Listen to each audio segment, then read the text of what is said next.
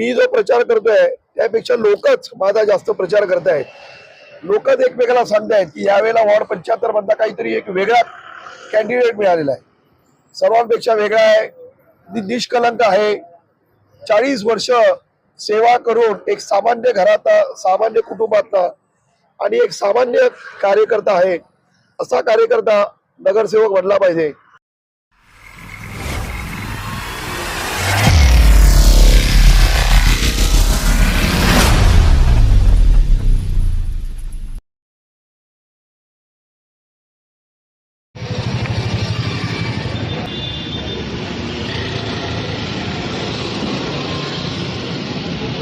नमस्कार, मी अतुल जैन। आपला आपली बातमीमध्ये आपलं सर्वांचं हार्दिक स्वागत। आज आपण आहोत अंधेरी विधानसभेमध्ये, ज्या ठिकाणी वॉर्ड क्रमांक 75 मध्ये एक सर्वसामान्य कार्यकर्त्याला भारतीय जनता पार्टीकडनं तिकीट मिळालेलं आहे आणि त्याच माध्यमातून एक आनंदाचा आणि उत्साहाचा भाग असा आहे की ज्या पद्धतीने एक सामान्य कार्यकर्ता जो विश्वासाने निवडणुकीसाठी उतरतो, तीच ही महानगरपालिका निवडणूक 2026 आणि त्यासाठी आपल्यासोबत उमेश राणेजी आहेत, जे वॉर्ड क्रमांक 75 मधून उमेदवार आहेत।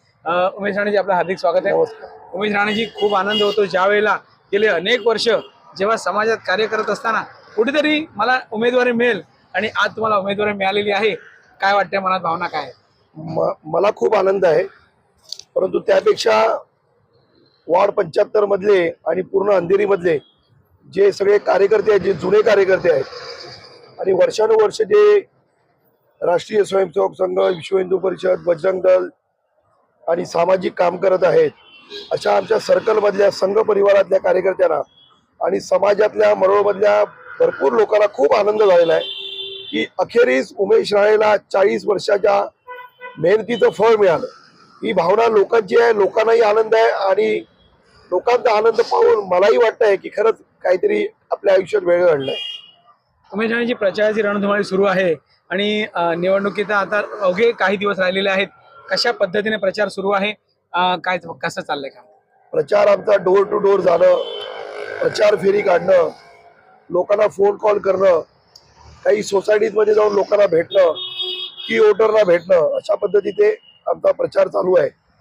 परंतु मला असं वाटतं ना की मी जो प्रचार करतोय त्यापेक्षा लोकच माझा जास्त प्रचार करतायत। लोकच एकमेकाला सांगतायत की यावेळेला वॉर्ड 75 मधला काहीतरी एक वेगळा कॅन्डिडेट मिळालेला आहे, सर्वांपेक्षा वेगळा आहे, निष्कलंक आहे, 40 वर्ष सेवा करून एक सामान्य घरातला, सामान्य कुटुंबातला आणि एक सामान्य कार्यकर्ता आहे।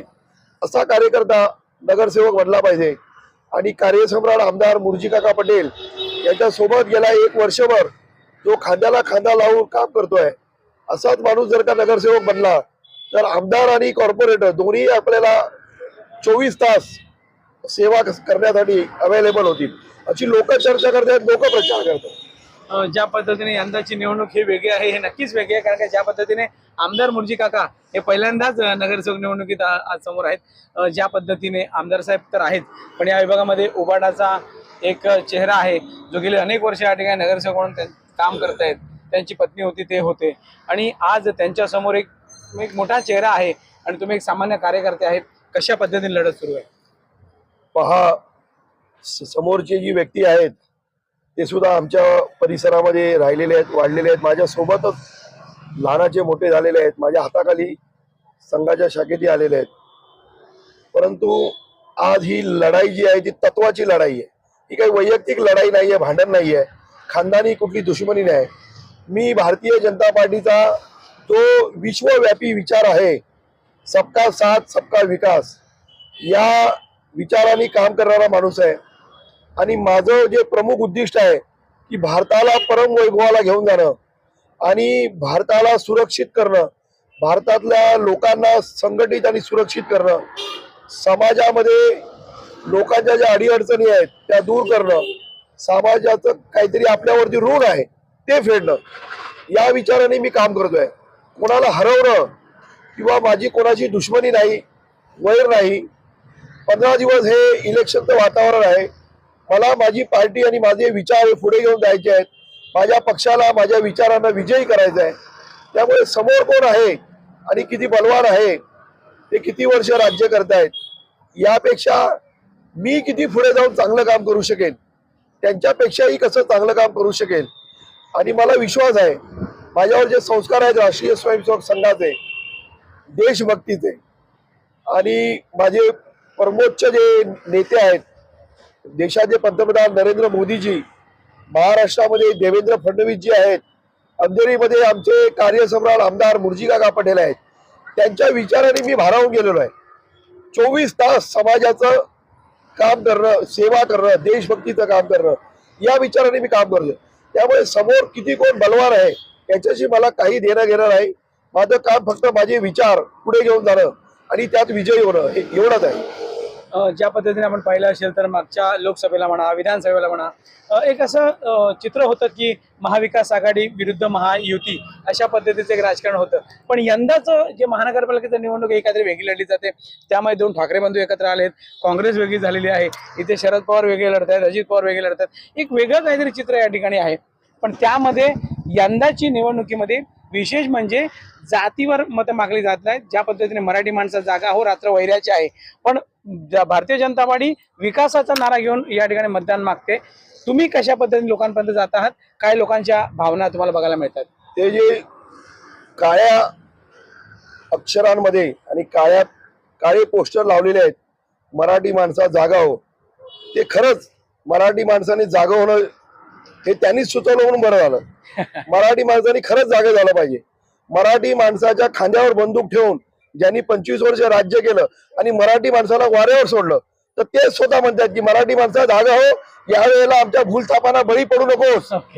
आणि भाजपचा जो विचार आहे त्या विचाराला सामोरा जा, त्यांच्या बरोबर जा आणि या मुंबईचं, महाराष्ट्राचं कसं कल्याण होईल याच्याकडे तू लक्ष दे. त्यामुळे आमच्या भूलथापांना बळी पडू नकोस. एखादा परिवारवाद, एखादा ब्रँड, अंडावाचा ब्रँड, या भूलथापांना बळी पडू नकोस. आणि तू जो भारतीय जनता पार्टी, शिवसेनेचा जो विचार आहे, समाजाचं भलं करणं आणि देशभक्तीचा विचार आहे, त्यांच्यासोबत जा असं ते सुचवत आहेत. त्यामुळे ही निवडणूक खरंच विशेष आहे की विरोधकच सांगतायत की जागे व्हा, जागते रहो, आमच्यापासून सावधान राहा. हे खूप जरा फनी आहे. ज्या पद्धतीने आपण बघितलं तर हा जो वॉर्ड आहे तो किती मतदार या विभागामध्ये आहे तुमच्या मतदार? या वॉर्डमध्ये 47,000च्या वर 47,320 की 340 मतदार आहेत. आणि हा वॉर्ड जो आहे तो सर्व धर्म आणि सर्व जाती समावेशक आहे. तरी सुद्धा या वॉर्डात सुद्धा लोक धर्माच्या आधारावर, जातीच्या आधारावर मतं मागतायत. पण आम्ही काम करणार, केलाय आणि यापुढेही करणार, हा विश्वास लोकांना दाखवतोय. आमचा एजेंडा एकच आहे, विकास विकास विकास. जाती, धर्म, प्रांतवाद हे काही न करता आम्ही सबका साथ सबका विकास हा विषय घेऊन पुढे चाललो. उमेशजी, ज्या पद्धतीने आज बघितलं असेल तर मतदान हे 50-60% जेमतेम खेचून चालू होत असतं, पण त्याच पद्धतीने येणाऱ्या 15 तारखेला 100% मतदान व्हावं यासाठी एक उमेदवार म्हणून मतदारांना तुम्ही काय सांगाल? बघा, 100% मतदान झालं पाहिजे, पण 100% मतदान का होत नाही त्याचं कारण आहे. त्याचं कारण हे आहे की आपल्या ज्या मतदार याद्यांमध्ये आपलं जे प्रशासन आहे, निवडणूक आयोगाची जी यादी येते त्यात अनेक लोकांनी पत्ता बदललेला असतो, अनेक लोक वर गेलेले असतात आणि त्यामुळे ते लोक मतदान करू शकत नाही. त्याच्यामुळे 100% मतदान होऊ शकत नाही. पण जे लोक अस्तित्वात आहेत, जिवंत आहेत, ज्या पत्त्यावर राहत आहेत आणि मतदान करत नाहीत, तर मात्र ते मोठा सामाजिक अपराध करत आहेत. सर्वांचं हे कर्तव्य आहे की त्यांनी मतदान केलं पाहिजे देश हितासाठी आणि समाज व्यवस्था टिकवण्यासाठी. सर्वांनी मतदान केलं पाहिजे, 100% मतदान केलं पाहिजे. जे आहेत त्यांनी, जे वर गेलेले आहेत, की ज्यांनी पत्ते बदललेले आहेत ते सोडून द्या, पण जे लोक आहेत त्यांनी मात्र 100% आपलं मतदान केलं पाहिजे. तर आपण पाहिलं की अशा पद्धतीने उमेश राणेजी हे निवडणुकीसाठी तयार आहेत आणि ज्या पद्धतीने आपल्या विभागात कामं झाली पाहिजे ही त्यांना सुद्धा भावना आहेत मनात की जर मी नगरसेवक झालो तर जे काम याच्या अगोदर करत आलेलो आहे ते चांगल्या ताकदीने मी करू शकीन. आणि अशा पद्धतीने येणाऱ्या 15 तारखेला सगळ्या मतदारांनी आवर्जून मतदानाला उतरलं पाहिजे आणि त्यानंतर या ठिकाणी चांगल्या एक सामान्य कार्यकर्त्याला सुद्धा आपण नगरसेवक बनवू शकतो, अशा पद्धतीची भावना या ठिकाणी उमेश राणेजी यांनी या ठिकाणी ठेवलेली आहे. मी इथे थांबतो. आपली बातमीमध्ये पुन्हा भेटू. थँक्यू. जय हिंद. जय श्रीराम. उमेश राणे साहेब आगे बढ़ो, हम तुम्हारे साथ है, उमेश राणे साहेब आगे बढ़ो. हम तुम्हारे साथ है. शिवसेना, भारतीय जनता पार्टी, RPI महायुतीचा जय श्रीराम.